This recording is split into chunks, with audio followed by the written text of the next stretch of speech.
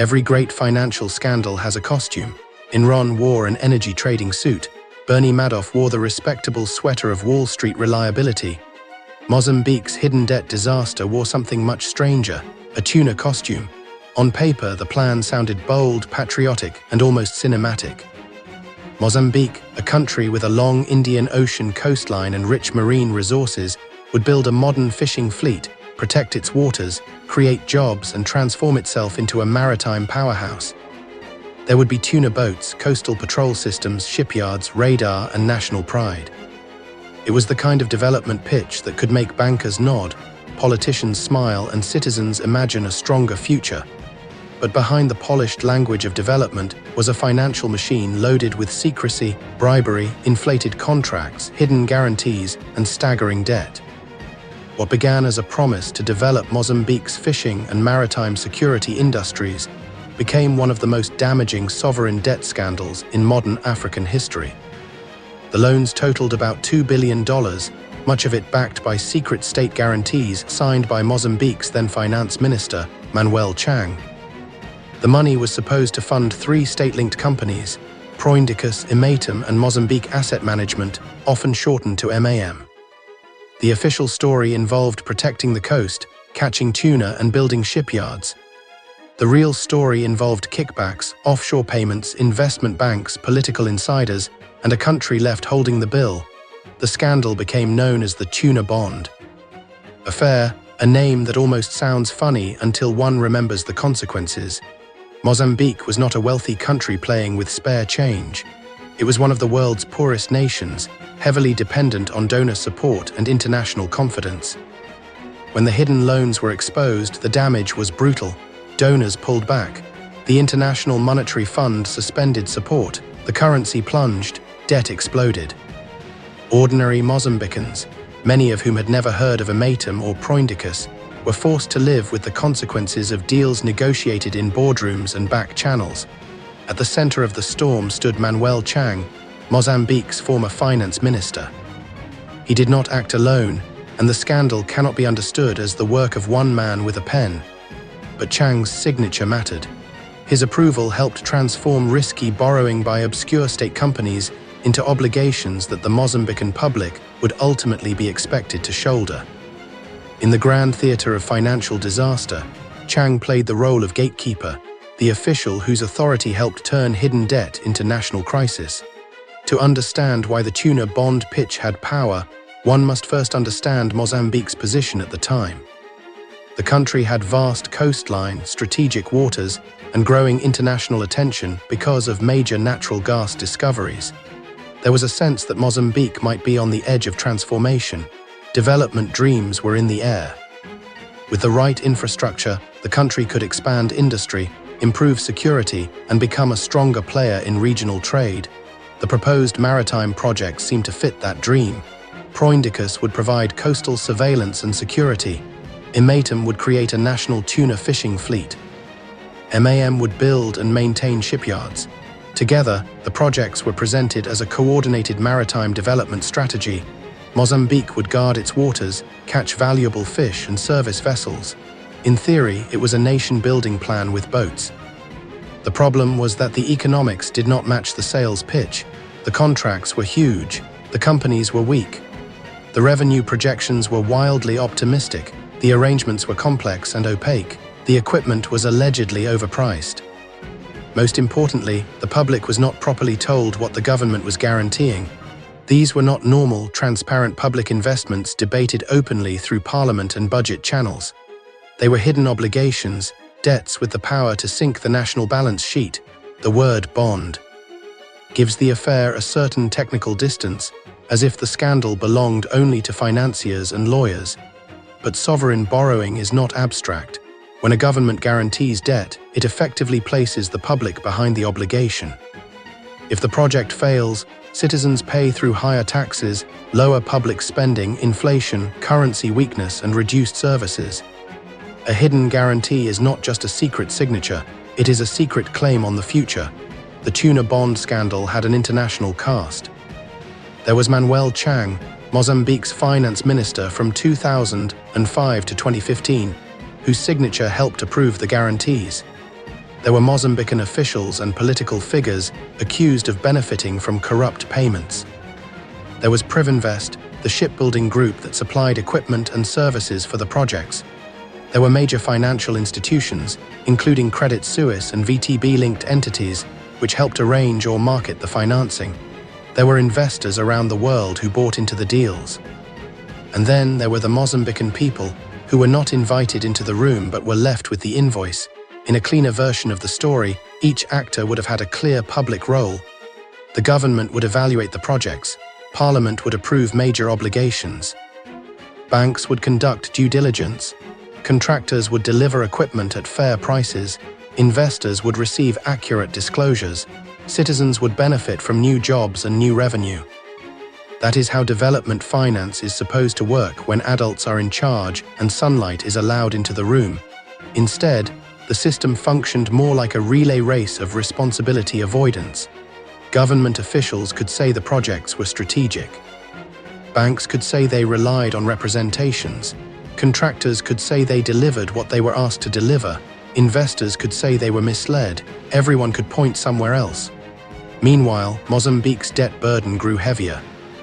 Manuel Chang's role became especially important because state guarantees were the bridge between private financing and public obligation. Without official guarantees, lending to obscure state-linked companies with questionable revenue prospects would have looked far riskier. With guarantees, the loans gained the appearance of sovereign backing. Chang's signature helped provide that appearance. The mechanics of the scandal were complicated enough to confuse outsiders, but simple enough in moral terms. 3 Mozambican state-linked companies borrowed enormous sums for maritime projects. The government, through guarantees, stood behind those loans. Yet key obligations were not properly disclosed to Mozambique's public, parliament, donors, or international financial institutions. In other words, a debt mountain was built behind a curtain.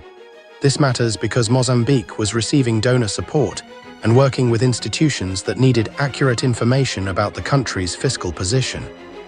If a government secretly takes on huge liabilities, every debt sustainability analysis becomes fiction. It is like a family applying for a mortgage while hiding 3 other mortgages in a drawer. The paperwork may look acceptable, but the financial reality is a trap. The hidden loans also allowed the scandal to grow before the public could react. Transparency is boring until it saves a country from disaster. Budget procedures, parliamentary approvals, procurement rules, debt reporting, and audit requirements may not make thrilling television, but they are the guardrails that prevent a finance ministry from becoming a casino cage. In Mozambique's case, those guardrails failed or were bypassed. When the hidden debts finally emerged, the revelation did not merely embarrass the government, it shattered trust. Donors and lenders suddenly had to ask whether Mozambique's official numbers could be believed. Investors questioned the risk of holding Mozambican debt. Citizens questioned who had benefited. The government faced a credibility crisis at exactly the moment it needed confidence most. The most famous piece of the scandal was Maritime, the tuna company. A national tuna fleet has a certain romance to it. Boats cutting across blue water, crews hauling invaluable catch, a country feeding itself and exporting to the world. But Maritime became less a fleet of opportunity than a symbol of absurdity. The company was expected to generate enough revenue to help service hundreds of millions in debt. Yet the business case was deeply questionable. Fishing is not magic. Boats require crews, maintenance, fuel, licenses, markets, cold storage management, and competitive strategy. Even a well-run fishing company can struggle. Maritime was not merely trying to enter a market. It was expected to justify a massive financing package linked to broader political and security ambitions. That is a heavy load for tuna to carry. Even the strongest fish cannot swim with a sovereign debt crisis tied to its tail. The tuna story also provided useful cover. Development projects are emotionally attractive because they promise progress. We are borrowing for yachts sounds suspicious. We are borrowing for national maritime development, food security, jobs and sovereignty sounds noble. The language of development can be used honestly, but in corrupt systems, it becomes perfume sprayed over rot. The tragedy is that Mozambique genuinely did need development. It needed infrastructure, jobs, public investment, and stronger institutions. That made the abuse worse. Corruption did not merely steal money, it stole the language of progress and used it to disguise extraction. A scandal of this size cannot happen on local signatures alone. International finance gave the deal oxygen. Banks helped arrange financing, structure transactions, and sell debt to investors. The deals entered global markets, meaning the consequences traveled beyond Mozambique and attracted the attention of regulators and prosecutors abroad. Credit Suisse became one of the most prominent financial institutions connected to the scandal. US. Regulators later found that Credit Suisse misled investors in connection with Mozambican bond offerings and failed to disclose critical risks and corruption concerns. The bank eventually agreed to pay hundreds of millions of dollars in penalties and related relief. The scandal became one more stain on the reputation of a bank already battered by other crises. For banks, emerging market debt can be profitable. Fees can be large, transactions complex, and oversight uneven. The temptation is obvious: arrange the deal, collect the fees, distribute the risk, and move on.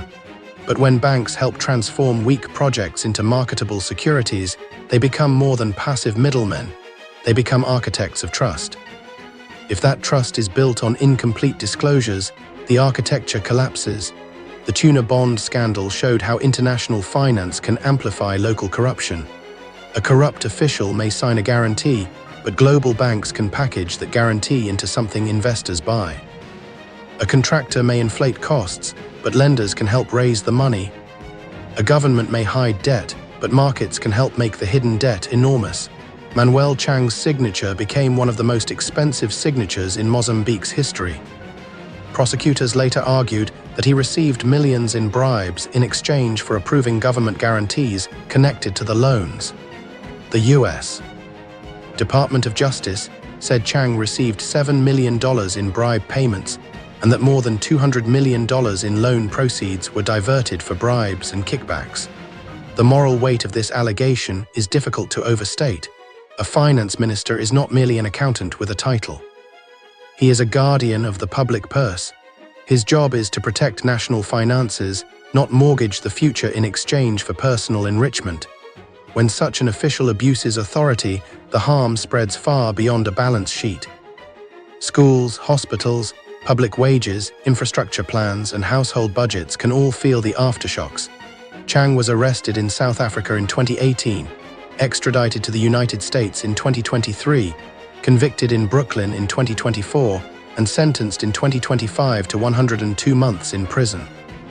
His journey through the legal system was long and politically sensitive. Mozambique also had interests in prosecuting aspects of the scandal, and questions swirled about where justice should occur. But the U.S. case became a central courtroom chapter because investors, banks, and dollar-linked transactions gave American prosecutors jurisdictional hooks. The sentence did not erase Mozambique's losses. No prison term can restore years of economic damage. Still, the conviction mattered. It showed that a former finance minister could be held accountable outside his home country when corruption touched international markets. Financial scandals often feel unreal until payments are missed. Then the fantasy ends. Proindicus, Imatum, and MAM eventually defaulted. Mozambique missed large payments. The hidden obligations became public, and the country faced a debt crisis that battered confidence. The economic fallout was severe. The IMF and donors suspended support after the undisclosed loans came to light. Mozambique's currency came under pressure. Inflation rose, public finances deteriorated, debt restructuring became unavoidable. The country's reputation in international markets was damaged, making future borrowing more difficult and expensive.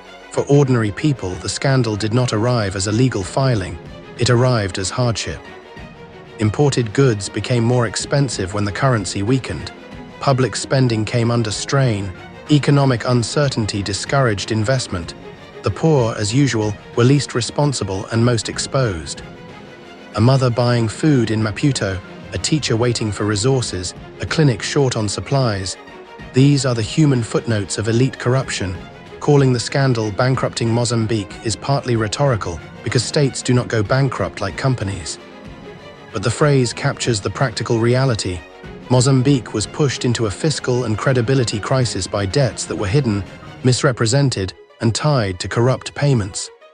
The country's future income had been pledged without proper public consent. After the scandal broke, the courtroom battles multiplied. Regulators pursued banks, prosecutors pursued individuals. Mozambique pursued claims against Privinvest and others. Investors pursued recovery. The affair became a legal octopus with tentacles in the United States, United Kingdom, Switzerland, South Africa, and Mozambique. In 2021, Credit Suisse reached major settlements with US and UK authorities. Its UK subsidiary admitted to defrauding investors in connection with an $850 million loan for the Tuna project. The settlement did not make the scandal disappear, but it confirmed what critics had argued for years. The financing was not simply unfortunate, it was infected by serious misconduct.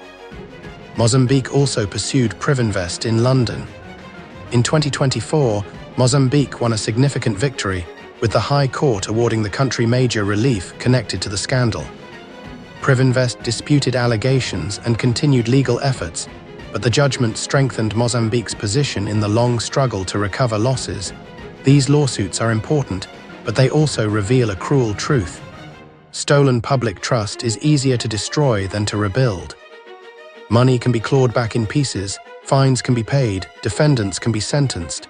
But a country's credibility once shattered takes years to repair. The Tuna bond affair was not merely large, it was structurally devastating. First, the loans were hidden. That meant the public and many oversight institutions could not evaluate the risk in real time. Second, the money was tied to weak projects with doubtful revenue potential. Third, the debt was effectively sovereign in nature because of government guarantees.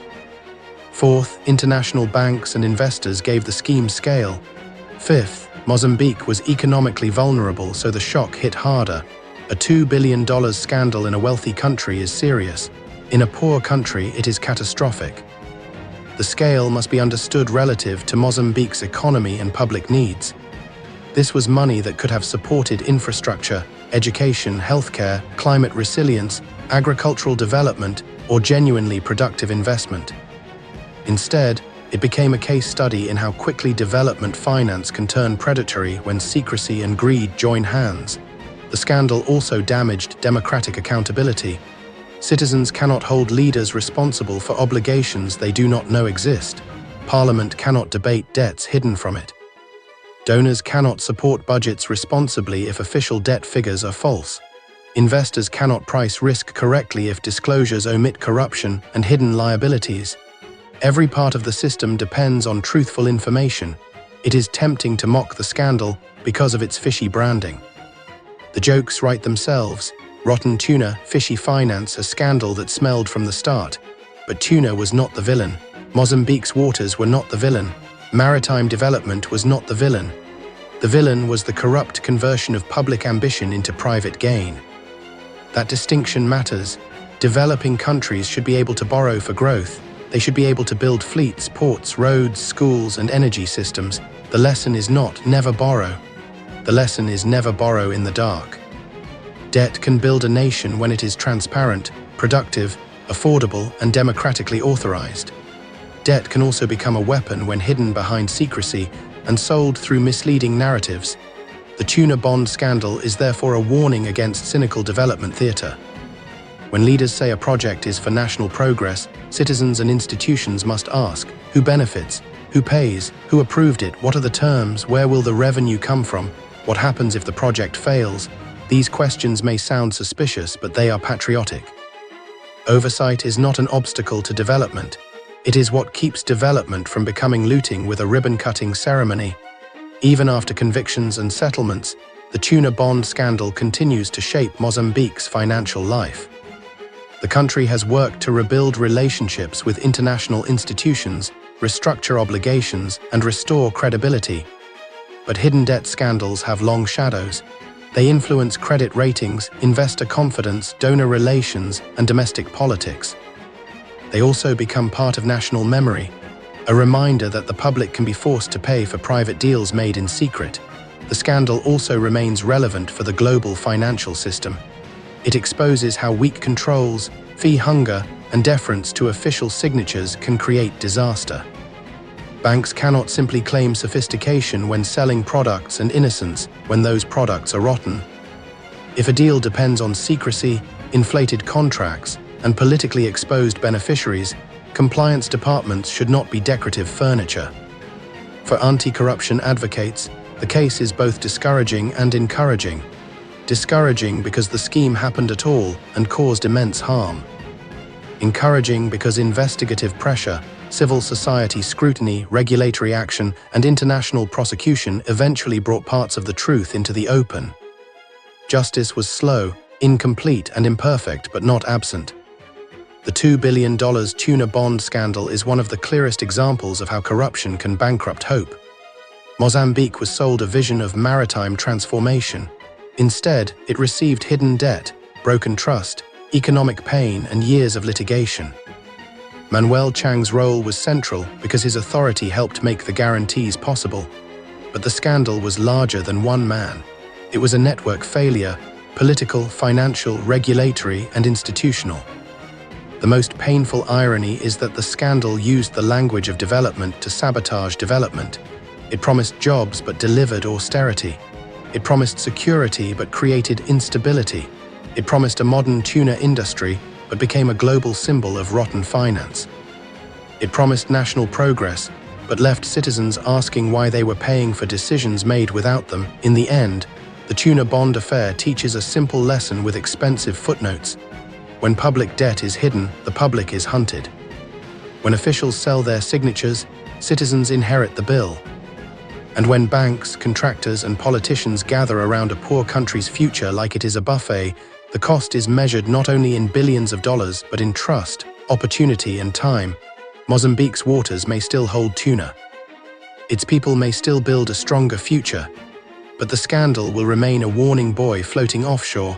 Beware the development project that arrives wrapped in secrecy, financed by debt, blessed by bribery, and sold with a smile. Think this story was shocking? The deeper you dig, the darker it gets. Watch our investigative series exposing the rise and collapse of powerful political empires.